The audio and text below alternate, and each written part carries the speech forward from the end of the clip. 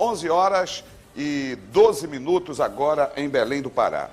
Meus amigos, aqui nos estúdios, eu estou com o Diego. Diego é pai de 2 crianças, hoje com 7 e 5 anos. Ele vem mais uma vez a este programa já denunciar o abuso cometido pelo avô em praticar crimes de pedofilia com os próprios netos. O caso aconteceu em 2019, as crianças tinham 2 e 4 anos. A ministra Maria Tereza de Assis Moura, Corregedora Nacional de Justiça, já se manifestou e cobrando simplesmente por que ainda esta denúncia não foi oferecida. Nós estamos aqui pela segunda vez recebendo o Diego da Silva, que é o pai das crianças abusadas. Na semana passada ele esteve aqui neste programa e volta mais uma vez trazendo novidades sobre este caso. Tudo bem? Bom dia. Boa tarde, aliás, na verdade, Diego.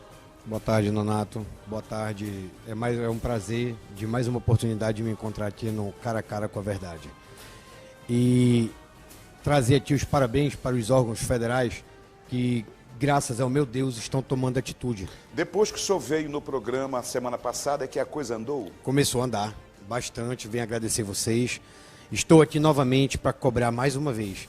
A Câmara dos Deputados Federais ofereceu a denúncia respectiva que nós fizemos a respeito do caso dos meus filhos, dessa impunidade que está acontecendo no nosso estado do Pará. E a ministra de Justiça, a própria, ela denunciou também e já se encontra em processo administrativo também nas devidas corregedorias. Bem, vocês lembram que na semana passada este pai esteve aqui neste programa denunciando que seus filhos foram abusados sexualmente, pasmem os senhores, pelo próprio avô. Nós temos aí a imagem do avô, por favor? Tá aí. Este aí é o avô das crianças, é o pai da sua primeira mulher, seria isso? Seu ex-sogro. Meu ex. Tá? Como é que é o nome dele mesmo? Elisael Cruz Glin.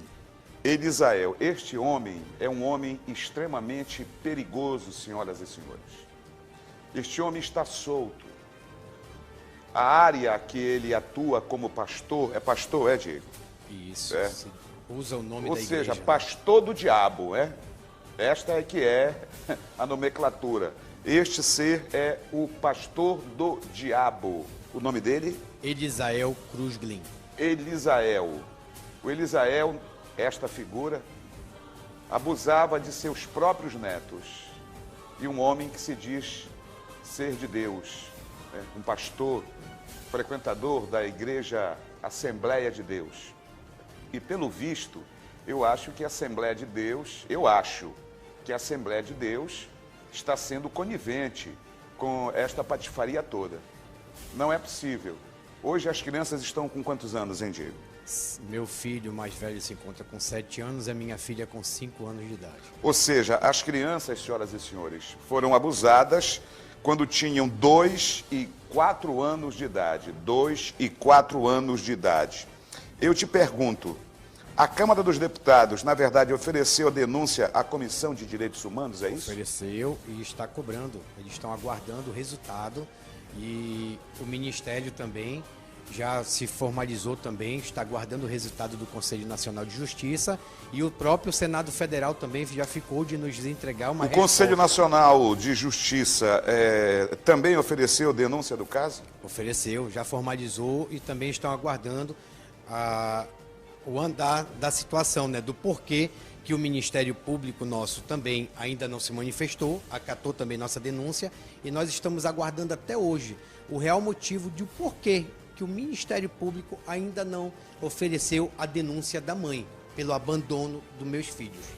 Até hoje, Nonato. O seu advogado já foi cobrar isto? Já estamos cobrando.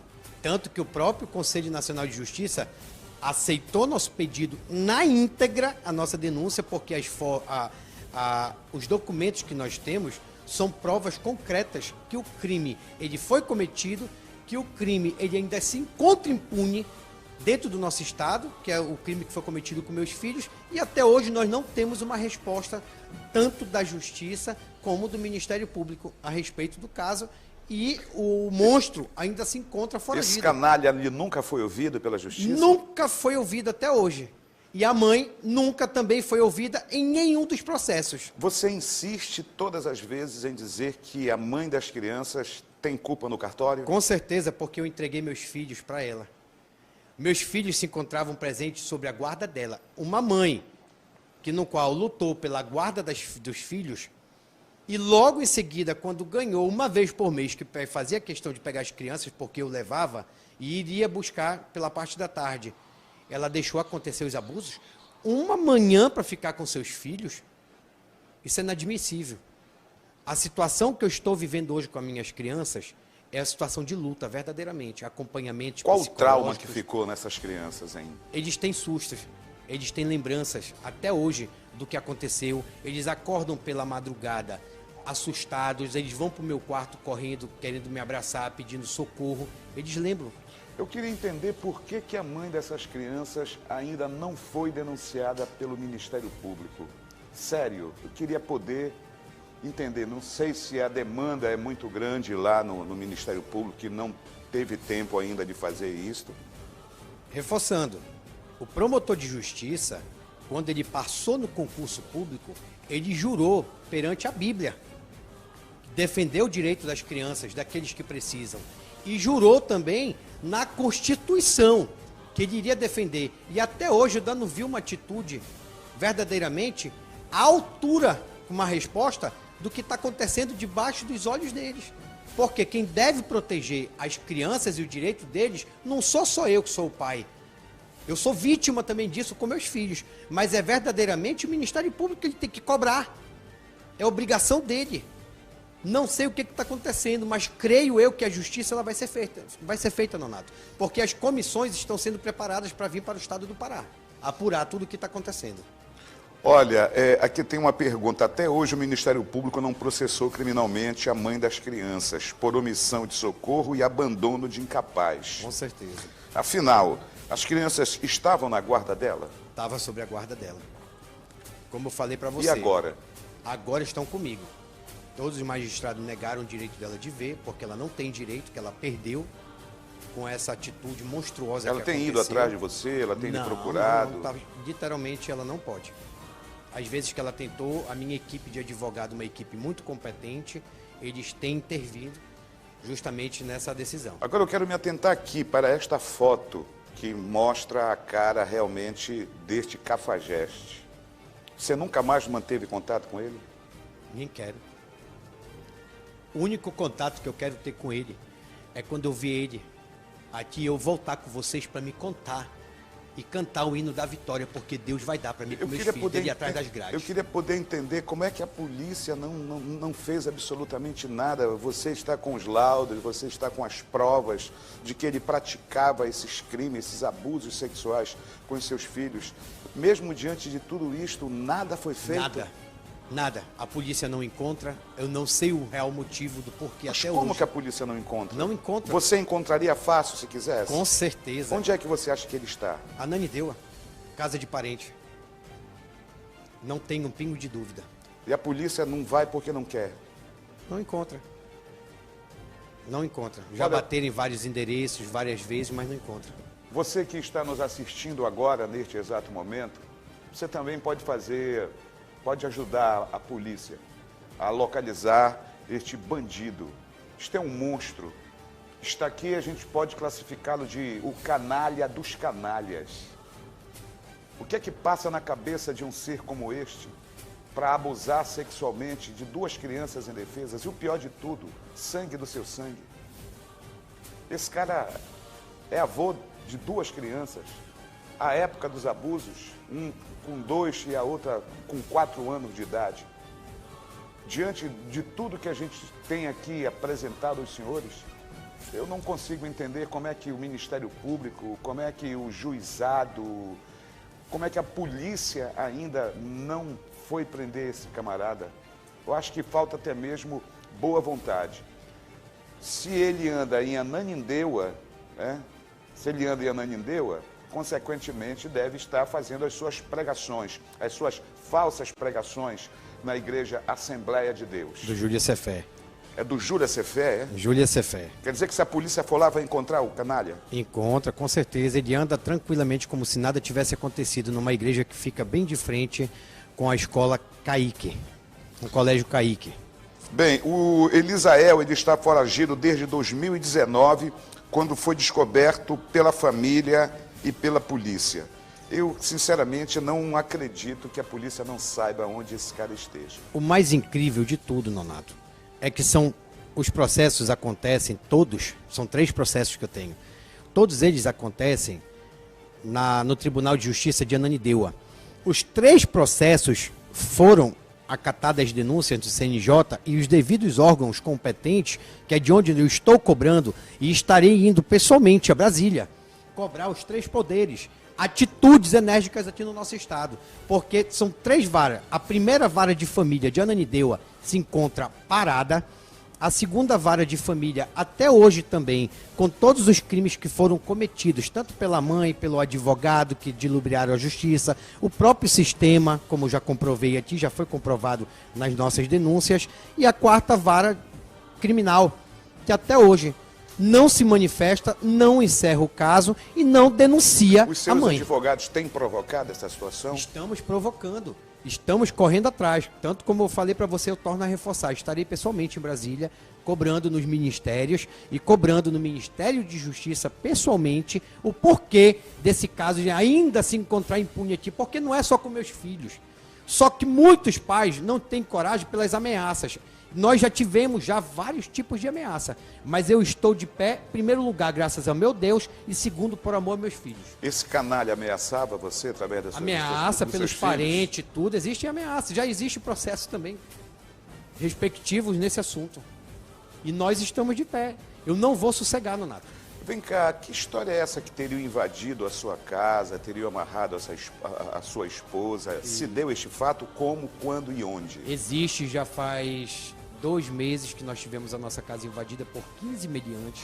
15? 15 meliantes, todos armados. Não levaram nada. O que eles falaram? Apenas que era para me desistir do que eu estava fazendo. Queriam abusar das minhas filhas mais velhas, a de 18 a 16 anos, arrombaram o quarto, mandavam meus filhos calarem a boca.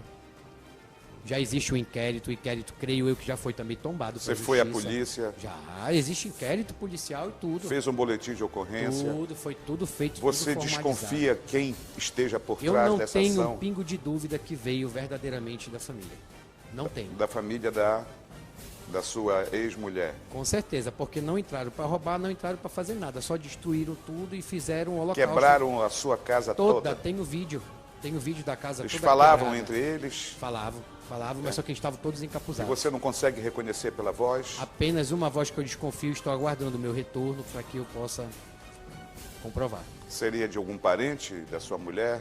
Uma pessoa muito ligada a ela? Estou aguardando o retorno para que eu possa verdadeiramente fazer o reconhecimento. Eu queria poder entender como é que alguém invade a casa de um outro alguém, forçando, tá, para que ele realmente desista destas ações. Não vai desistir, né, pai? Não, até mesmo que eu não vou parar. Como eu disse para você, eu estou indo a Brasília. Eu não vou me calar. Nem que eu gaste meu último centavo, mas eu tenho um Deus que é forte, que está do meu lado, uma família maravilhosa que está me apoiando. Eu queria falar com o Catete Pinheiro bem rapidamente sobre este evento. Pode entrar, Catete, é normal. Pegue um microfone desse, pode passar pela frente mesmo da câmera, pelo lado, por baixo. Você é que escolhe. Catete é o nosso consultor de segurança, né? Desde a semana passada você vem acompanhando este caso, hein, Catete? Igual a este caso, outros também são registrados no interior. Agora, recentemente, lá em Portel, nós tivemos a prisão de um outro canalha, né? Canalha, mau caráter, safado e vagabundo, pai de uma adolescente que tinha relações sexuais com a adolescente e a mãe ainda dava anticoncepcional para esta filha, ok? E agora nós temos um caso que retrata mais um abuso praticado contra crianças, ou seja, é tudo acontecendo no seio da família. Dona Pereira, eu venho acompanhando o caso, como você mesmo disse, e antecipando-me aos fatos, no primeiro momento em que o senhor Teixeira esteve aqui, eu fiz alguns contatos e falei com o desembargador, tomei a liberdade de conversar para pedir orientação e penso que o senhor Teixeira não pode ir a Brasília antes de conversar com o desembargador José Maria Teixeira do Rosário. Eu conversei com o desembargador José Maria Teixeira do Rosário e a gente, digamos, tem essa inter-relação, né, essa relação de cunho profissional, e José Maria Teixeira do Rosário, ele hoje coordena, dentro do Tribunal de Justiça do Estado, tudo que condiz à criança e ao adolescente. Então, ele é o coordenador do Tribunal de Justiça do Estado em favor da pró-criança e adolescente. Então eu conversei com ele e ele disse algumas coisas muito interessantes. Ele disse que e aí isso fica inclusive para o seu telespectador, que principalmente gestores dessa área educacional, de formação, né, centros comunitários, que esse setor do Tribunal de Justiça do Estado, o próprio desembargador José Maria Teixeira do Rosário, ele vai às comunidades, ele vai às escolas, basta ser provocado. Tá? E ele diz o seguinte, que existe a vara da infância e da juventude, que é exatamente o departamento dentro do Tribunal de Justiça com a missão, vamos usar essa palavra, de proteger, de entrar, formar, prevenir e também, digamos, atuar nessa área. Então fica aqui uma sugestão ao senhor Teixeira, que antes dele ir a Brasília, como ele já disse que está planejando, ele não pode antes conversar com o desembargador José Maria Teixeira do Rosário, que eu o conheço o seu trabalho, conheço de uma maneira muito próxima e tenho certeza absoluta, ele vai direcionar. Muito bem. Catete Pinheiro, nosso consultor de segurança. Diego, mais uma vez, muito obrigado pela sua vinda ao nosso programa. Saiba que nós vamos com o senhor até o fim para colocar esse canalha atrás das grades, que é o lugar que ele merece. Eu creio na justiça, eu acredito na nossa justiça aqui também. Infelizmente são poucos que acabam deixando as coisas acontecer debaixo dos seus olhos. Mas eu creio que a nossa justiça e o Ministério Público, eles vão dar uma resposta à altura. E os envolvidos vão ser presos, vão ser incriminados e vão responder criminalmente por este crime que aconteceu com meus filhos.